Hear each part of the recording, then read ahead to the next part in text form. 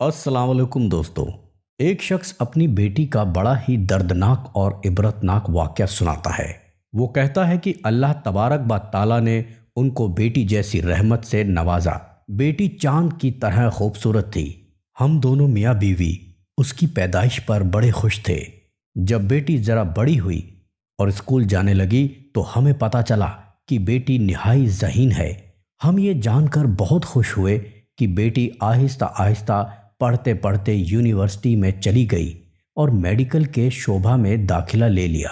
آہستہ آہستہ پڑھتے پڑھتے وہ ڈاکٹر بن گئی اور ہماری بیٹی کو اللہ تبارک و تعالیٰ نے حسن و جمال کے ساتھ ساتھ ذہانت بھی خوب دے رکھی تھی۔ ہماری بیٹی نہایت محنتی تھی۔ ہماری بیٹی میں بے حساب خوبیاں تھیں، مگر ایک خامی بہت بڑی تھی۔ وہ خامی ایسی ہے کہ جو اس کی تمام خوبیوں پر پردہ ڈال دیتی ہے۔ ہماری بیٹی تکبر کرتی تھی، ہر کسی کو حقارت سے دیکھتی تھی۔ جب ہماری بیٹی MBBS ڈاکٹر بن گئی تو ہم نے اس کے رشتے دیکھنے شروع کر دیے۔ جو بھی رشتہ آتا ہماری بیٹی حقارت سے وہ رشتہ ٹھکرا دیتی۔ اس کو کوئی بھی رشتہ پسند نہیں آتا تھا۔ نیک رشتے بھی آئے، مالدار رشتے بھی آئے، خوبصورت سے خوبصورت نوجوانوں کے رشتے بھی آئے، نیک اور پرہیزگار نوجوانوں کے رشتے بھی آئے، مگر ہماری بیٹی کو کوئی بھی رشتہ پسند نہیں آتا تھا۔ وہ اپنی خوبصورتی پر بڑا ہی اتراتی تھی۔ وہ اپنی تعلیم اور اپنی شعبے کی وجہ سے ہر کسی کو حقارت کی نظر سے دیکھتی تھی۔ وہ شخص بیان کرتا ہے کہ میں نے اپنی بیٹی کو بڑا سمجھایا کہ بیٹی تکبر نہ کر، غرور نہ کر، اللہ تعالیٰ سے توبہ کر، تو جہاں چاہتی ہے ہم تمہاری شادی وہیں کر دیتے ہیں، مگر ہر کسی کو حقارت کی نظر سے مت دیکھا کر، ایسا نہ ہو کہ اللہ کا عذاب تم کو اپنی پکڑ میں لے لے۔ وہ صاحب روتے ہوئے کہتا ہے کہ میری بیٹی میری کسی بات پر دھیان نہیں دیتی تھی۔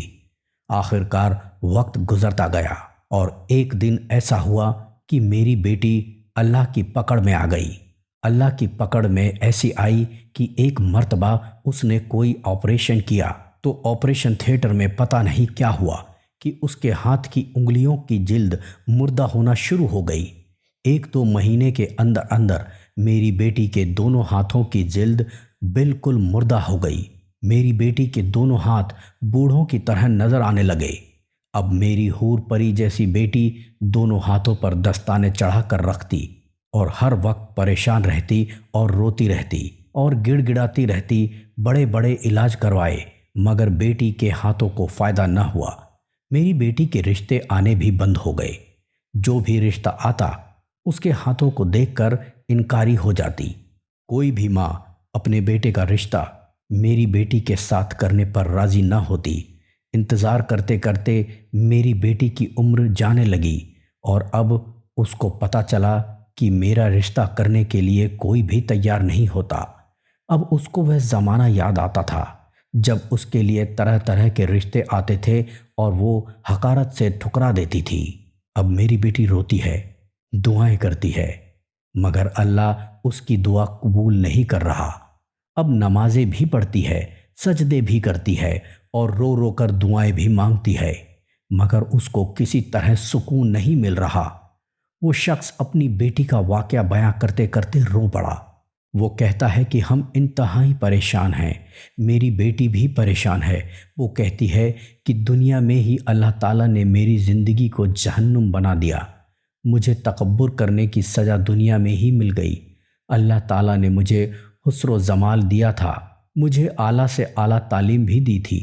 اللہ تعالیٰ نے مجھے بے انتہا ذہانت دے رکھی تھی، لیکن میرا دماغ خراب ہو گیا تھا اور میں نے اللہ کی نعمتوں کی قدر نہ کی۔ اللہ تعالیٰ پتہ نہیں مجھے کیسے معاف فرمائے گا۔ وہ شخص یہ واقعہ بیان کرتے ہوئے کہتا ہے کہ ہمیں اللہ کے سامنے جھکنا چاہیے۔ اللہ تعالیٰ نے جو بھی ہمیں نعمتیں دی ہیں ان کے لیے ہمیں اللہ تعالیٰ کا ہر وقت شکر گزار ہونا چاہیے۔ یہ واقعہ بیان کرنے کے بعد وہ شخص روتا ہوا چلا گیا۔ وہ جاتے ہوئے کہہ رہا تھا، ہمیں کئی مرتبہ سزا ایسی ملتی ہے کہ ہمیں پتہ بھی نہیں چلتا۔ ناظرین گرامی، اس واقعہ میں بڑا ہی انمول درس حیات موجود ہے۔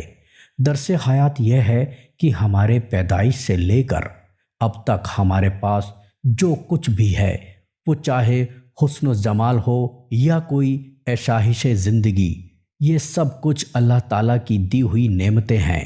ان کی قدر کرنا انتہائی ضروری ہے۔ ہمیں کبھی بھی کسی چیز پر غرور نہیں کرنا چاہیے، کیونکہ جو مالک دے سکتا ہے وہ اسے لے بھی سکتا ہے۔ اس لیے ہر وقت اللہ کی دی ہوئی نعمتوں پر شکر کرنا چاہیے۔ اللہ تعالیٰ ہمیں عمل کی توفیق عطا فرمائے۔